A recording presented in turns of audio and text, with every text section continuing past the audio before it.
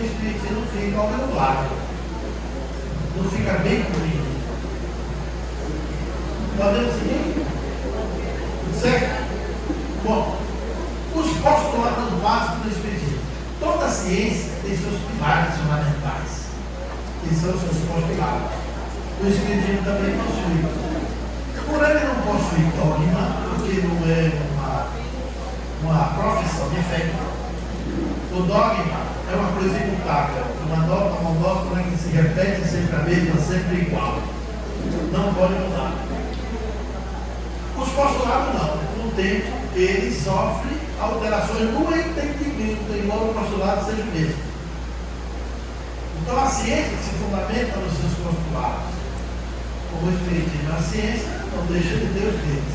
Mas quais são esses postulados? O espiritismo tem 9 postulados básicos. Todo conhecimento espírita derivam de nascente desses 9 postulados. Tudo que a gente sabe do pensamento espírita se fundamenta nessas 9 ideias que são leis para a natureza. Todas elas. Vamos ver lá. Primeiro postulado é Deus, a existência de Deus. Segundo, a existência imutável da alma, mais importante.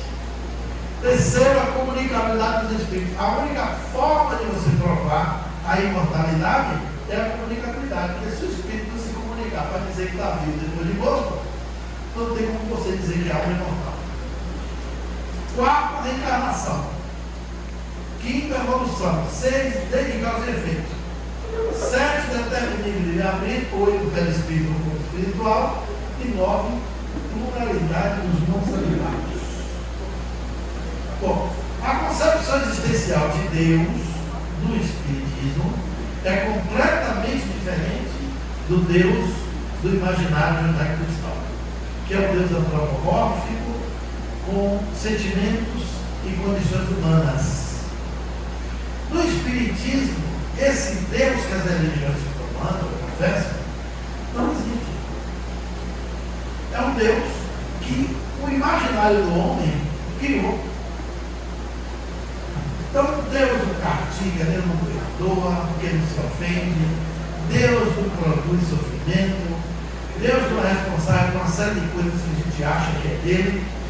Na Gênesis, Allan Kardec fala dos atributos de Deus, que Deus é infinitamente bom, infinitamente perfeito, infinitamente sábio, onipresente, onisciente, mas isso são atributos que nós criamos para que Deus não deixe de ser Deus para nós, não quer dizer que ele seja só isso. Existe um Deus eminente e um Deus transcendente. No Espiritismo, Deus não existe. Deus simplesmente é. Há uma diferença entre existir e ser. No Espiritismo, Deus não pode ser definido. Porque definir é circunscrever é limitar e negar Deus. Deus não foi criado. Porque se alguém criasse Deus, o Criador de Deus seria mais Deus do que ele. Deus, para ser Deus, tem que ser criado, tem que ser infinito. Então, no Espiritismo, Deus é incognoscível. Então, a concepção existencial de Deus, a doutrina espírita, é uma concepção transcendente. Deus se manifesta a nós através de leis perfeitas e imutáveis que estão na natureza. A natureza é que é a grande Bíblia. É aí que Deus escreve sua lei, dando as páginas dos livros que os homens criaram, conceitos e afirmações. O Deus criado pelos homens no Velho Testamento é um Deus antropomórfico, Deus dos exércitos, Deus que castiga, Deus que pode passar no fio da espada. Eu sugiro vocês assistirem no meu canal no YouTube, meu canal chama Dimensão Psi. Lá tem uma palestra, meu canal é novo, mas essa palestra já tem mais de 500 mil acessos. Chama-se o Espiritismo, a Bíblia e as religiões. Anote aí, Dimensão Psi, se inscreva no canal, é só um toquezinho lá, você já está inscrito. Quem assiste essa palestra tem um impacto muito grande. Primeiro que uma palestra que eu vi de um filho do pastor protestante, dizer, professor, o senhor fez uma palestra corajosa. Eu disse, eu nunca tinha pensado sobre isso. Se o senhor me tirou do seminário de teologia e acabou o noivado de minha irmã, eu disse, como assim? Eu vi sua palestra que é uma palestra proibida no meio protestante. Eu assisti com a Bíblia na mão e fui marcando tudo. Porque eu disse, esse homem está doido, ele não pode deixar isso na Bíblia. Mas aí eu marquei de marcador amarelo. Quando eu terminei, chamei minha irmã na madrugada, botei um fone de ouvido para não escutar, para meu pai não ver que a gente estava assistindo a palestra proibida, o pai dele era pastor. A irmã marcou tudo e chamou o namorado no outro dia. O namorado era estudante de teologia. Em 10 minutos o namorado tirou um fone de ouvido e disse, não quero ouvir esse homem. Aí ela falou, porque ele é instrumento de Satanás para confundir a fé do crente. Eu gostei até do título. Ele estava se confundindo, por isso que ele ficou com medo de diante. E começaram a brigar. Ela falou, você não quer nem raciocinar. O que ele diz está escrito aí. E aí foi um conflito e acabaram levando. Ele disse que ia largar de fazer teologia, foi fazendo psicologia e me revelou que eu não sabia que a palestra era proibida. Como tudo que é proibido e desejado, ele disse, os jovens evangélicos, ouve sua palestra escondida na igreja da igreja. Tomara que eu continue isso. Eu chamo o Espiritismo, a Bíblia e as religiões. Vocês vão encontrar, não tem vídeo, é só uma palestra oral. Você pode pôr no carro, você vai dirigindo, vai escutando. Se prepare que tem muito momento em lá, você vai sorrir bastante. Ficou espirituosa a palestra, embora seja séria. As coisas do Espiritismo é assim, o Espiritismo é sério, mas não precisa ser triste. Você pode fazer do Espiritismo uma pedagogia de alegria. Então, essa noção de Deus que a gente tem do Espiritismo é completamente diferente do Deus religioso. Esse Deus religioso é fácil de negar.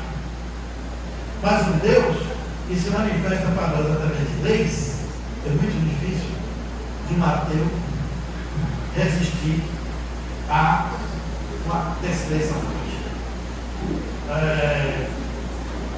No livro dos Espíritos, na questão 1, Kardec pergunta o que é Deus nos Espíritos. Aí eles dizem que Deus é a inteligência suprema, a causa primária de todas as coisas. A causa de todas as causas. A gente não tem ideia do que é uma causa. Mas vamos pensar rapidamente. Se eu pegar esse copo de água aqui e pensar sobre ele, esse copo não se formaria sozinho. Primeiro tem que ter uma causa material, que é o vidro. Ele foi construído, formado, a partir de uma causa material. Mas a matéria, a areia, certo? Como temperatura, não se transformaria no copo sozinho. Tinha que ter uma causa intelectual que fizesse um molde, né? Que botasse o vidro dessa organização geométrica para ser um copo. Mas a sua causa de inteligência para isso tinha que ter uma causa motivacional. Você tinha que ter uma razão para fazer isso. Aí você já está na terceira causa. A causa motivacional para fazer isso. A inteligência sozinha não fazia esse copo sem um propósito. Então, quando você vai chegando nas causas, Deus seria a causa causal de todas as causas ou de todas as coisas. A inteligência suprema. E tentar definir Deus é difícil. Porque não dá para explicar com vocabulário. São Agostinho dizia que se você perguntar a ele o que é Deus, ele sabia dizer, ele não sabia dizer. Se me perguntar o que é Deus, eu não sei dizer. Mas se não me perguntar, eu sei. Porque Deus não existe para ser definido, para ser compreendido. Deus existe para ser sentido e amado. E o vocabulário não consegue expressar isso. Então, Deus é o princípio essencial do Espiritismo, criador, a inteligência suprema. E a existência imortal da alma. Nós somos imagem e semelhança de Deus, como diz lá na Escritura, que nem tudo não é besteira, mas tem muita besteira lá. Nós somos imagem e semelhança de Deus, do Espírito que somos, não do corpo que temos. Deus é aquele velhinho de barba branca, que a gente pintou lá na Capela Sistina com o dedo lá, botando padrão, as duas mãos se encontrando ali, é uma figura. perceptiva da arte, que é muito bem pintada, por sinal.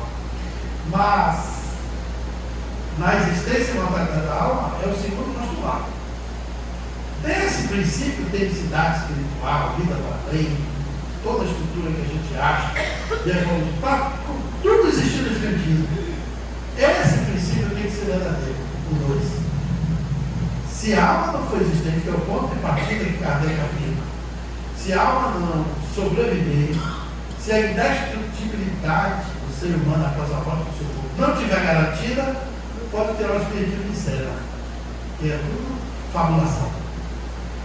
Mas se a alma existir, se a existência e a mortalidade da alma for um fato, o espírito passa a ser um elemento da natureza, a ser estudado, conhecido, vivido. Comunicabilidade dos espíritos. Aí está todo mundo da mediunidade. A comunicabilidade dos espíritos é a única prova da imortalidade. Veja como um princípio intrincado no outro. Para você demonstrar que a alma é imortal, você tem que se comunicar com ela. O outro princípio é a reencarnação. A reencarnação é a lei da natureza. Não foi o espiritismo que criou a ideia da reencarnação. A palavra reencarnação é do século XIX. Reencarnar, retorno à carne. Essa palavra não existia assim no passado, mas o conceito vem de mais ou menos 7.500 anos antes de Cristo. Para alguns, 9.500 anos antes de Cristo para outros. Na cultura hindu, essa ideia é chamada de lei das vidas sucessivas. Se acreditava nisso. Ou na teoria da transmigração das almas. Foi no século XIX, meados do século XIX, que a palavra reencarnação apareceu no Ocidente. Mas a doutrina é do Oriente. No livro do Mahabharata, que é a maior escritura sagrada de todas as religiões, o Mahabharata é uma espécie de Velho Testamento, leitura da altura de quase 1 metro. Representa assim uns 10 a 12 livros de 500 páginas dos nossos em cima do outro. Para você ler o Mahabharata todo, dizem que passa de 20 a 30 anos se você for um bom estudioso. Dentro do Mahabharata tem um capítulo fininho assim, chamado Bhagavad Gita, que traduzindo para o idioma português significa a canção do Senhor. É o diálogo de Krishna com Arjuna. Krishna é o Jesus do hinduísmo. É um ser que apareceu no mundo parecendo com a história de Jesus. Nasceu de uma virgem, a nossa tradição judaica diz que Maria engravidou do Espírito Santo, a mãe de Cristo engravidou com a luz de um raio de sol que veio no espaço e fecundou. Cristo nasceu na manjedoura, a vaca estava na hora, por isso ele não come a carne da vaca nem do boi. Jesus também nasceu na manjedoura. Eles dizem lá na Índia que Jesus é o discípulo mais querido de Krishna. Que Jesus amava tanto Krishna que até botou o nome de Cristo para ficar parecido com Cristo. Porque ele diz que Krishna é a encarnação de Brahma, o absoluto.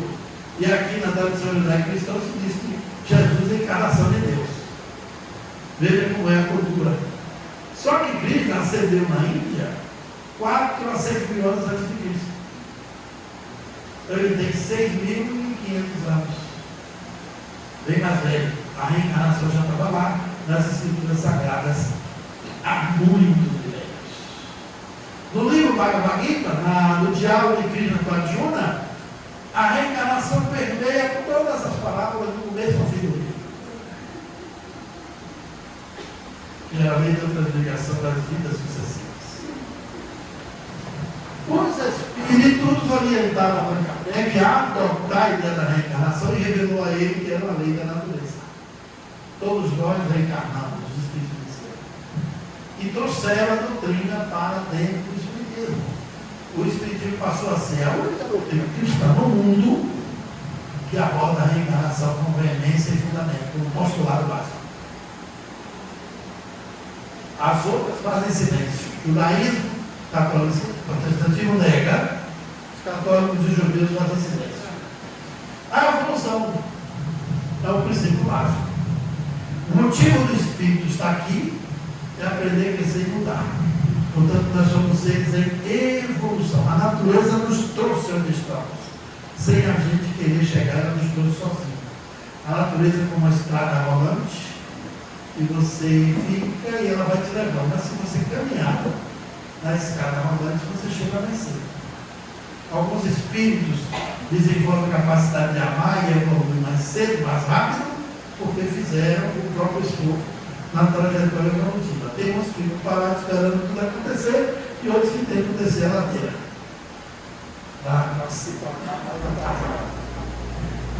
Lei de causa e efeito. Aqui tudo está preso na lei de causa e efeito. A gente acha que é livre, porque a gente vive na Terra como se a gente fosse dono do destino. Somos, mas a gente é limitado. O peixe está dentro do rio, limitado pela margem.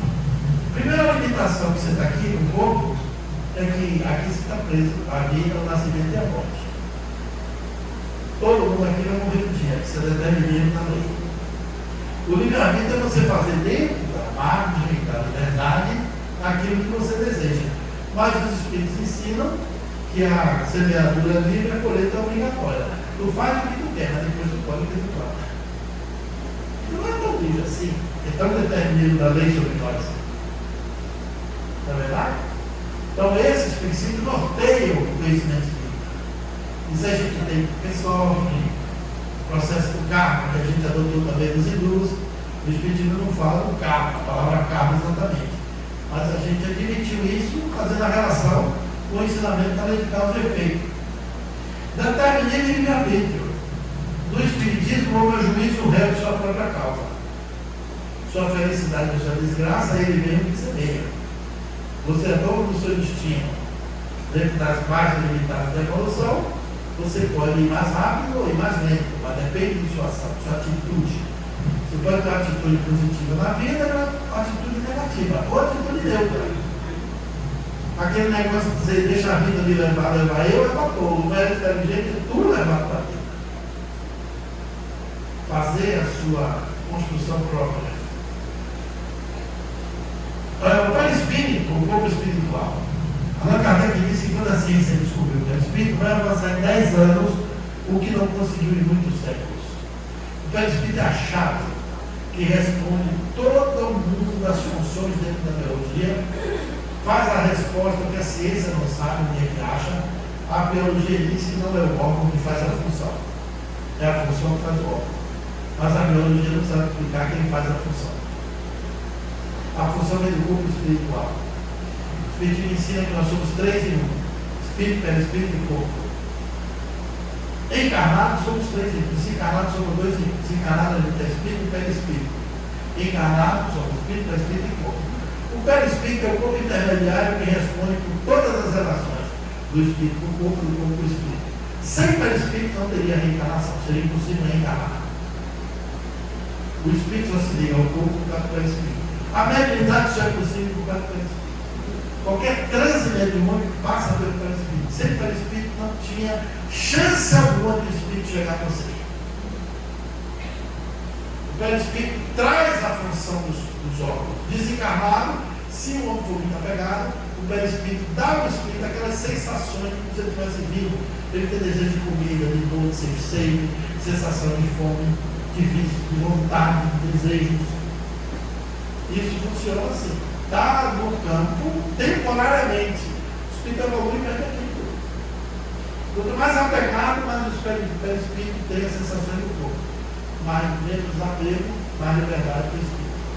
E o último princípio, polaridade dos grupos habitados, que é um princípio igual ao que os espíritas no estudo. Quem menos sabe que ufologia é o movimento espírita. Engraçado, né? Que a ufologia é um termo criado em 1959. 100 anos depois do espiritismo ter sido trazido para o mundo. O livro dos espíritos é de 57. 102 anos, né? Antes que o mundo ouvisse falar de vida fora da Terra, os espíritos já traziam a ideia do livro dos espíritos. Que existem vidas em diferentes mundos.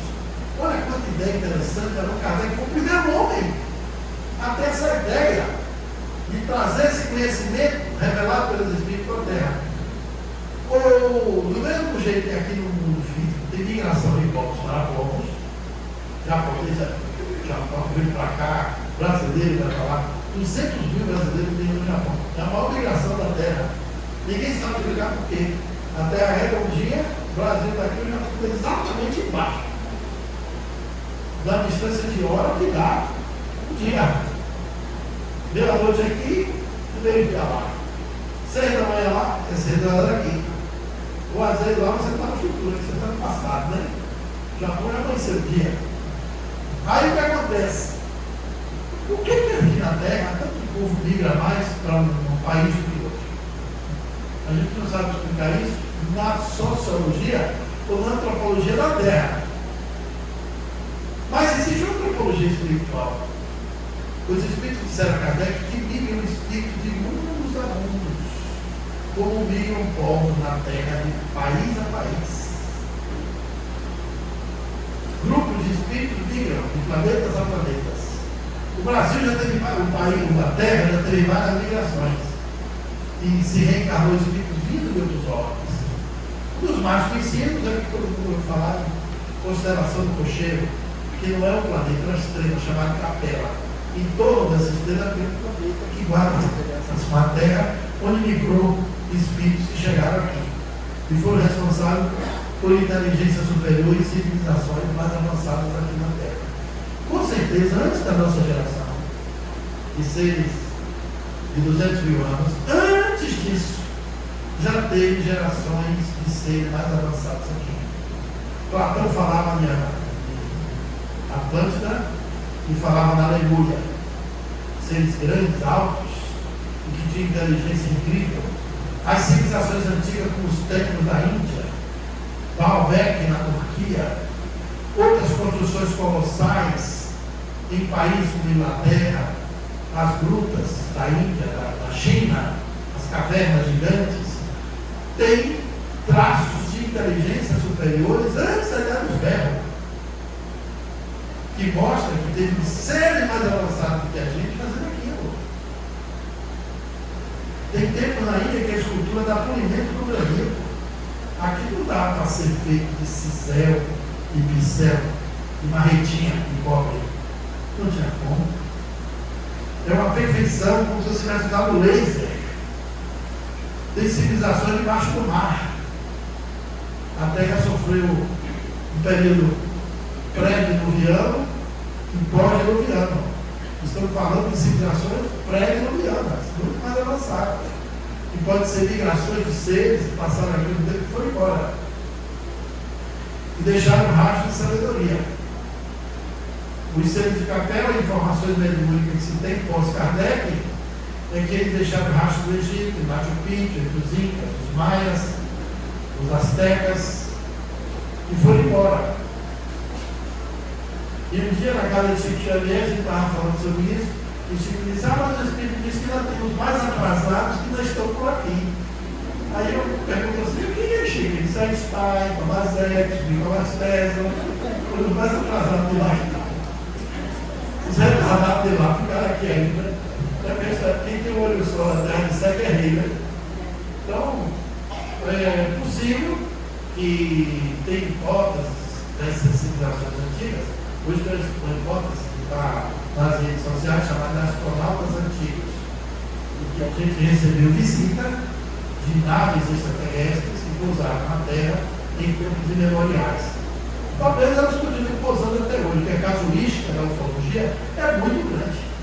O que tem de avistamentos, tem filmes agora da estação espacial, viajando a 25 mil km por hora no espaço e sendo avistados os OVNIs da estação espacial. A astronauta oficial lá conversando, mostrando isso.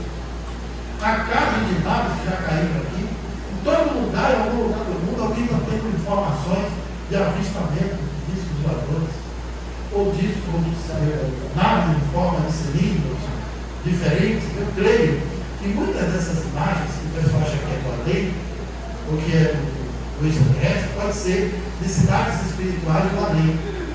Porque aquele além do tempo da Tranquilo, o Heródoto, deve estar numa oficina lá, um museu histórico do nosso lado.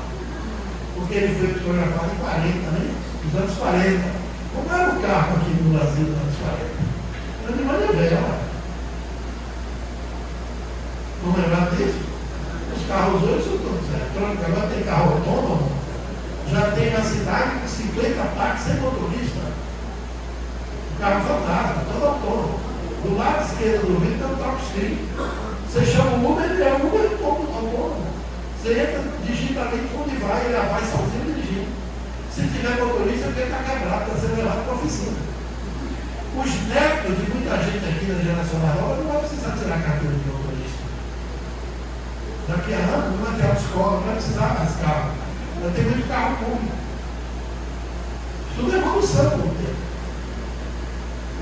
Então, os pesquisadores estudam essas questões da ufologia com a abordagem que os espíritas deviam estar dentro. Eu pesquiso ufologia há quase 40 anos, 30 e poucos anos.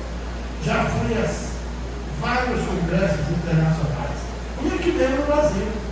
Só tem eu de espírita lá. Quando eu encontro um palestrante espírita nesses eventos, um escritor, um militante, não sei porquê. Eu termino minhas palestras e todo mundo ensina de mim. Onde é a sua biografia? Onde você tiver esse conhecimento? Está nas roupas espíritas.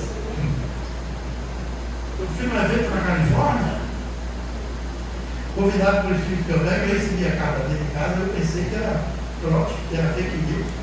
Chamada dele americana, e eu convidei do outro lado, foi aqui endereço errado. Aí eu abri para curiosidade, com jeitinho, eu vou abrir e fechar. Quando eu abri, tinha mais lá dentro. Foi a entrevista que eu dei na Inglaterra, fazendo a hipótese espírita da vida fora da Terra. E ele leu o Site News, o jornal inglês, e falou: a sua ideia nunca foi ventilada por nenhum pesquisador da ufologia aqui na Europa, nem na América. Aí me convidou para dentro, eu fui. Tinha um espírita lá.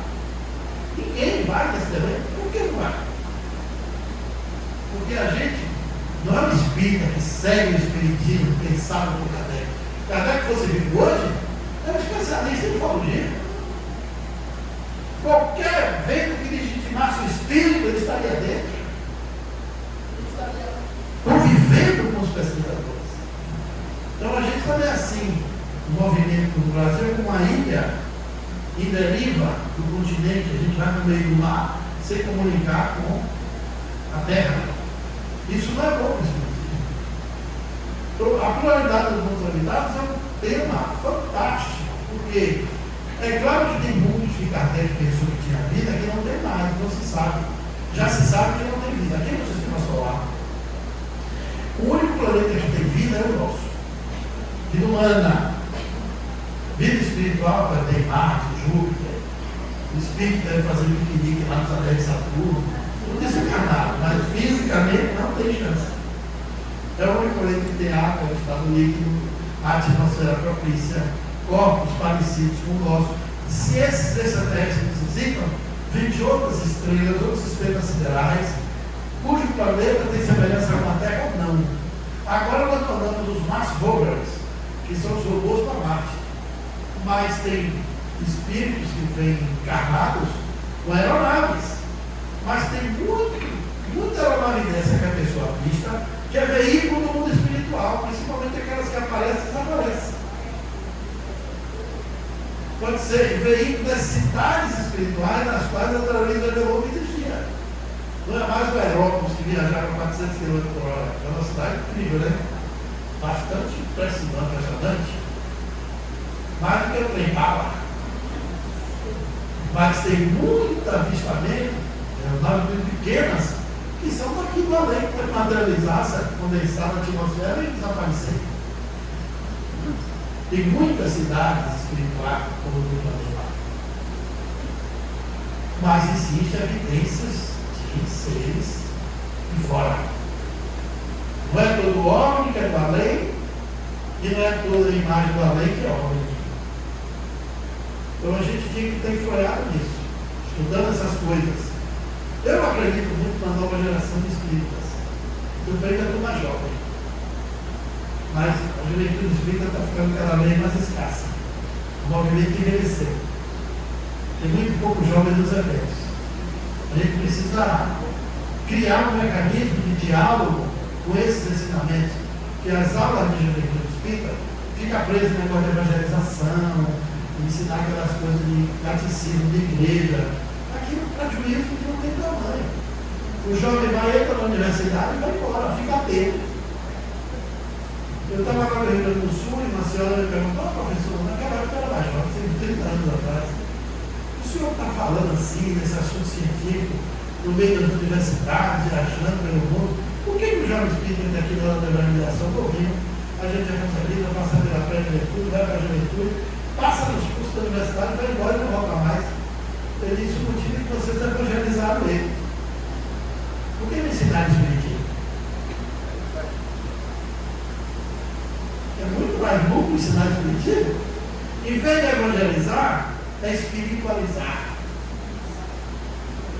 Aqui tem um lema que diz: evangelize, coopere com Jesus. Bem podia ser: espiritualize, coopere com Jesus. Tem mais a ver com o espiritismo. Por que não ensina a reencarnação do menino? Por que não ensina a Deus a comunicação do menino?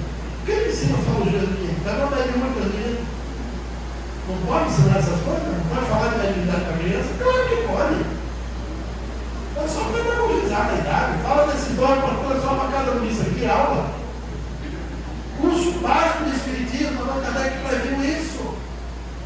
Projeto de 1869 na Revista Espírita. Em vez de fazer o ERD longo, faz um curso básico de 6 meses para os novos. Depois do curso básico, o livro que é o Espiritismo na mão, aí você bota nos diferentes grupos de estudos. De mediunidade, de ERD e outros conteúdos e conhecimentos. Mas o curso básico de espiritismo todo santo devia ter. Roda de conversa, muda a dinâmica, esquece essas palestras de pastor, de doutrinador, e se fazia as casas. O espiritismo precisa de expositores, gente que dê aula, que conversa, que ensine o espiritismo. E fugindo do discurso moralista, o espiritismo não é uma doutrina moralista, é moralizante, não é moralista. Usar os audiovisuais com constância. Audiovisual em casa espírita é uma coisa mal assombrada. Parece que os aparelhos é tudo auxiliar, não funciona. O som é ruim, o projetor é ruim, é tudo sem condição de funcionar. Já repararam isso? Aqui tem que dar parabéns à instituição, que foi o book de ontem, depois ele botou, mas tá aí. Como é que acessa celular e celulares? Aí a gente vai falar num lugar que não tem nada. Só tem um microfone com um somzinho, umas cachaveiras, furreca. Ali no canto tem a voz da gente, nem a gente reconhece. Parece que você tem incorporado na taquara rachada, falando que ninguém te escuta direito. Isso já acabou, gente. Essa coisa de só fazer conversa. Conferência é bonita, mas ensina pouco. Ela tem o seu lugar, os grandes ambientes.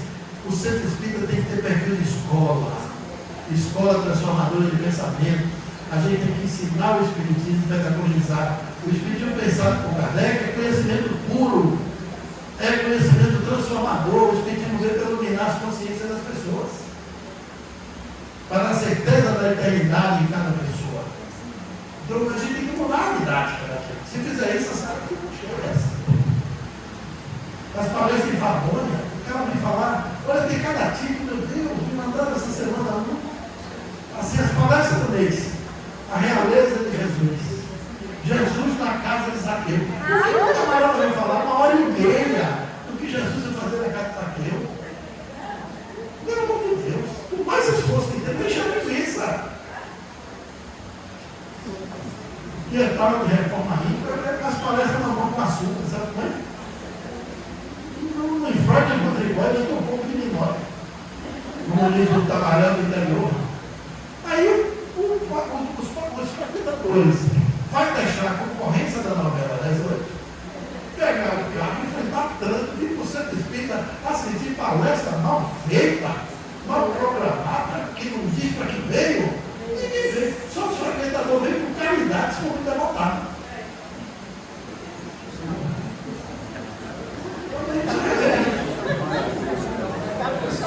Você revê, se a gente pegar, quando ele disse, se o espírito bem soubesse, o movimento seria o maior movimento cultural da Terra. Não é porque o espiritismo é o grande desconhecido dos espíritas.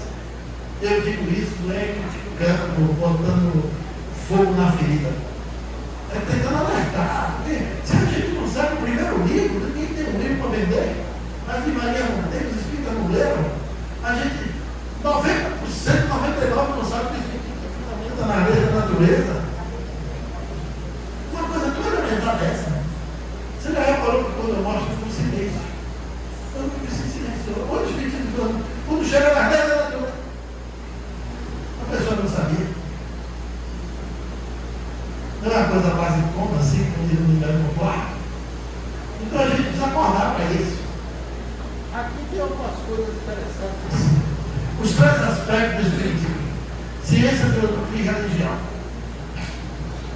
É ciência como fundamento. O espiritismo, a definição clássica. Eu misturei as coisas de Kardec e criei essa vai ficar gravada. O espiritismo é uma doutrina filosófica de fundamentos científicos e consequências religiosas, que tem como base a existência de Deus e a evolução espiritual do homem. É uma doutrina de razão, uma ciência de investigação, uma filosofia de comportamento, que tem como ética a moral dos ensinos de Jesus para reduzir o ego e aumentar a compaixão pelo próximo, conforme viveram Jesus e seus apóstolos. Essa é a parte definitiva. É ciência porque o espiritismo, na percepção da ciência clássica, da ciência grega, a ciência de observação, foi observando os fatos que Allan Kardec foi construir o legado espírita. Então nós podemos criar o conhecimento através da observação e o diálogo com o fato, que é o fenômeno mediúnico. E a filosofia porque elabora um conhecimento novo sobre o que está por trás de tudo isso. E a religião, no nosso caso, ela é o ponto de chegada. A religião do espiritismo é religiosidade, é por onde tudo vai, não é por onde tudo navega. Porque a base, se não for científica, o barco naufraga. Porque a religião não é a mesma coisa de religiosidade. Jesus não pregou religião, mas ensinou religiosidade. Os grandes seres que vieram na Terra não pregaram religião, ensinaram religiosidade. Buda não ensinou religião, mas ensinou religiosidade. Cristo não ensinou religião, mas ensinou religiosidade. Lao Tse não pregou religião, mas ensinou religiosidade. Jesus não mandou você seguir catolicismo de Ibrahim, nada, mas ensinou religiosidade. Os espíritos não ensinam religião, ensinam religiosidade. O grande líder espiritual da Índia, Satya Sarabha, dizia uma coisa muito soberba. É muito bom que você nasça na igreja, mas não é muito bom que você morra nela. Porque isso determina que durante o período da sua existência, você não passou do tamanho da igreja da qual você nasceu. Acrescenta essa nota. O homem deve encontrar um nível de fé onde igreja nenhuma mais importa. Aí ele encontrou o caminho. Nível de fé, onde igreja nenhuma mais importa. O Espiritismo produz isso na nossa alma, na nossa mente. No Espiritismo a gente professa uma espiritualidade transreligiosa. Aqui no discurso Allan Kardec da Revista Espírita ele fala: porque então temos declarado que o Espiritismo não é uma religião? E ele explica, em razão de não haver senão uma palavra para exprimir duas ideias diferentes. E que, na opinião geral, a palavra religião tem que ser parada de culto. Porque desperta exclusivamente uma ideia de forma que o Espiritismo não tem. Se o Espiritismo se dissesse uma religião, o público não veria aí quase que uma casta sacerdotal com seu cortejo de hierarquia, de cerimônia, de privilégios, não a separaria das ideias de misticismo e de abuso, dos abusos. Aí ele acrescenta, olha que coisa inteligente. O Espiritismo é uma religião? Ora sim, sem dúvida, senhores. No sentido filosófico, o Espiritismo é uma religião. E nós nos vangloriamos por isso, no sentido filosófico. Porque é a doutrina que funda os vínculos da fraternidade e da comunhão de pensamentos. não sobre uma simples convenção, mas sobre as bases mais sólidas, as próprias leis da natureza.